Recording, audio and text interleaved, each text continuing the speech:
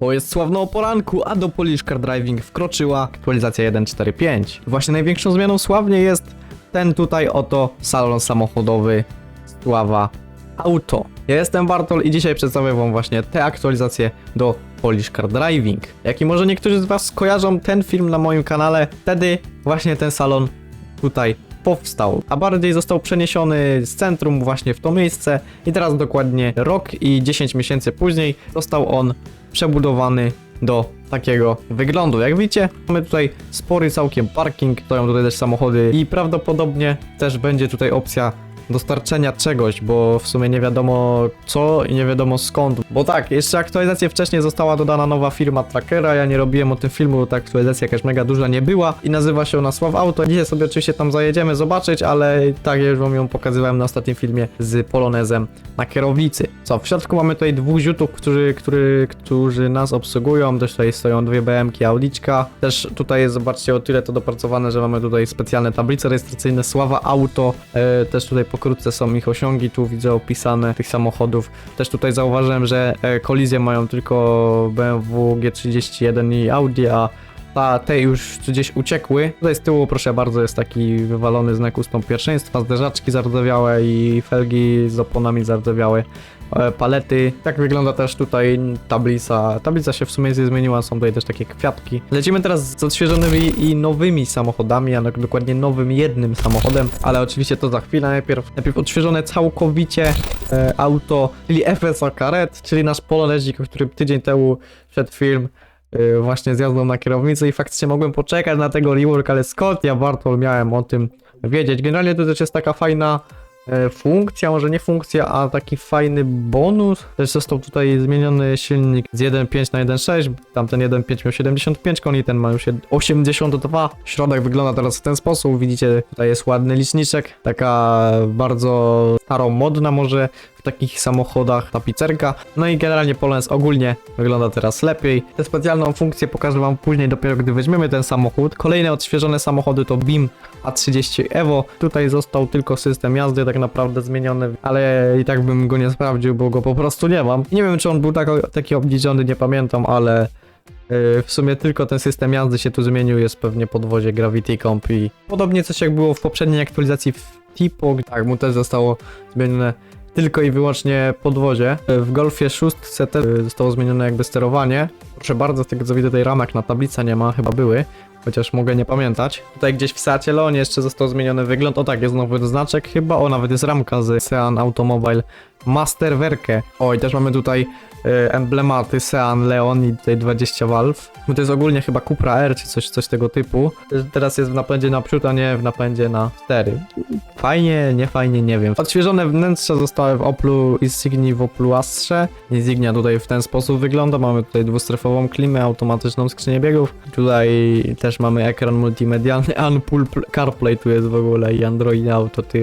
A, to Android już nie jest nazwą własną, Apple jest. Też przyciski to jest tylko tekstura, tylko pokrętła są wymodelowanym modelem. Wymodelowany model, masło maślane. Klima dwustrefowa, także chyba fajnie. Tu miałem Insignia, no rodzinny kombiak. Też jest Astra jest praktycznie może trochę mniejsza, ale w sumie wygląda w środku tak samo. Te same liczniki ma dokładnie, tylko też jest tutaj dwustrefowa chyba klima. Nawet dokładnie ten sam ekran jest. A i tutaj też emblematy zostały dodane, jak widzicie jest A-Star.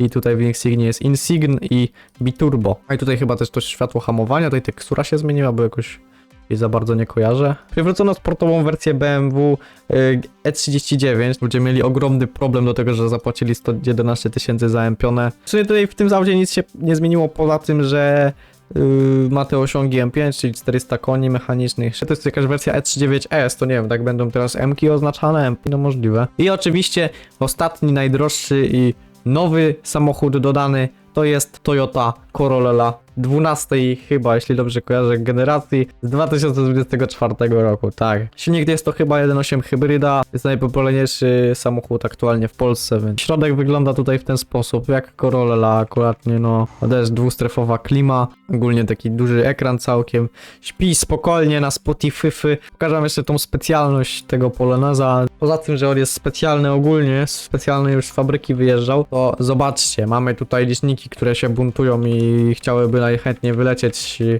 z tego samochodu. Bardzo mamy kontrolki tutaj kierunkowskazów, światła, żadne inne, nic innego tu nie ma, kontrolki ręczne też. Te liczniki trochę słaba sprawa, bo jak teraz sobie patrzę gdzieś tutaj, no na tego Poloneza, mamy 90-100 klatek, a jak patrzę na te liczniki, to nagle spada do 40, przez to, że one się chyba tak bugują. Wydaje mi się, że tak jest. Kolejną zmianą jest nowy i tutaj interfejs liczników w jeździe samochodem. Jak widzicie, tutaj jest niebieska wskazówka prędkości. Też tutaj zostały tu ogólnie kolorki zmienione. Teraz tutaj mamy też pełną nazwę generalnie skrzyni biegów. Tutaj mamy automatyczna, która jest niebieska, sekwencja, która jest zielona, tak jak była wcześniej, i manual, który jest taki różowy jak wcześniej.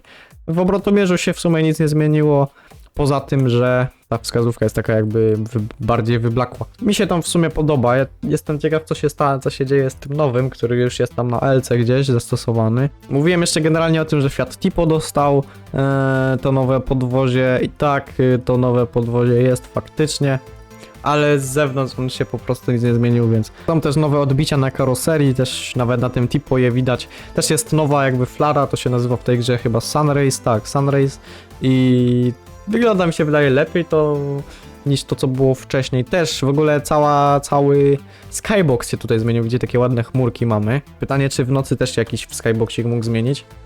Być może tak, jakieś gwiazdy, bo wtedy były tak dużo chmur, a teraz tylko są gwiazdy, więc jest czyste niebo. Szkoda, że nie było żadnej aktualizacji takiej letniej, że na przykład to zwykłe pola mogłyby być na chwilę, chociaż żółte. Troszeczkę szkoda, no ale no, zajęli się tym eventem do tego stopnia, że po prostu tego nawet nie dodali. I myślę, najciekawszą rzeczą w tej całej aktualizacji jest nowe zadanie poboczne, które dotyczy kradzieży aut, które pojawiają się na mapie gdzieś mniej więcej co godzinę, półtorej. Gdy taki samochód się pojawi, każdy otrzymuje powiadomienie na czacie. Poziom trudności włamywania się oraz nagroda zależy od modelu auta i dostępne jest to jedynie na publicznych serwerach. Ja przykładowo któryś już raz tak naprawdę trafiłem na A6. Te samochody pojawiają się gdzieś i jest podany mniej więcej region, gdzie ten samochód może się znajdować. U mnie przykładowo było to na południowym Sławnie, tam mniej więcej gdzieś naprzeciwko Transit Depot. I ten samochód mógł być ukradziony za 18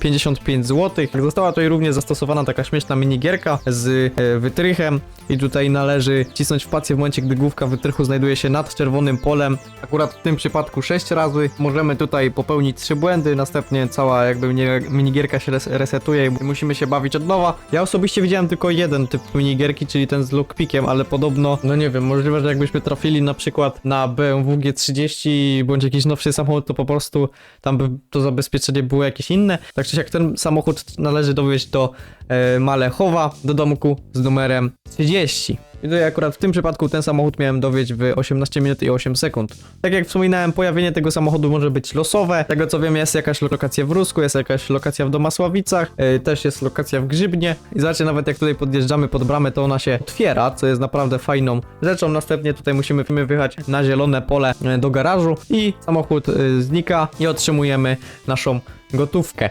W ogóle ten domek tutaj, kiedyś to był domek deweloperów. Jak widzicie, on tutaj został już otworzony. Znajduje się tu jedno łóżko tak naprawdę i mała kuchnia. To był chyba jeden z pierwszych domków ogólnie deweloperów na mapie i on został tutaj otwarty. Można sobie po nim swobodnie chodzić i nie wiem, może odgrywać jakieś RP. Ogólnie wadą tego wszystkiego, bym wam powiedział, jest to, że w momencie, gdy odwieziecie ten samochód, musicie się zrestartować. Ja bym zrobił coś takiego, że gdzieś na przykład obok sesji respi się wasz samochód. Moglibyście sobie dalej nim powrócić do rozważenia paczek, czy to tam wcześniej robiliście. No bo w końcu chyba wszystko będzie miało więcej sensu niż potrzeba resetu, tam pójścia gdzieś na pieszo. Co wątpię, że w ogóle ktokolwiek wybierze taką drogę. Tak czy jak dodanie takiego czegoś w aktualizacji jest super i mi się tam mega podoba. I też właśnie prawdopodobnie bardzo dobrze o tym wiecie, ale w Darłowie, gdy wejdziemy sobie tutaj, no tutaj z pozoru nic się w sumie nie zmieniło, poza tym, że tutaj Jariska stoi w środku.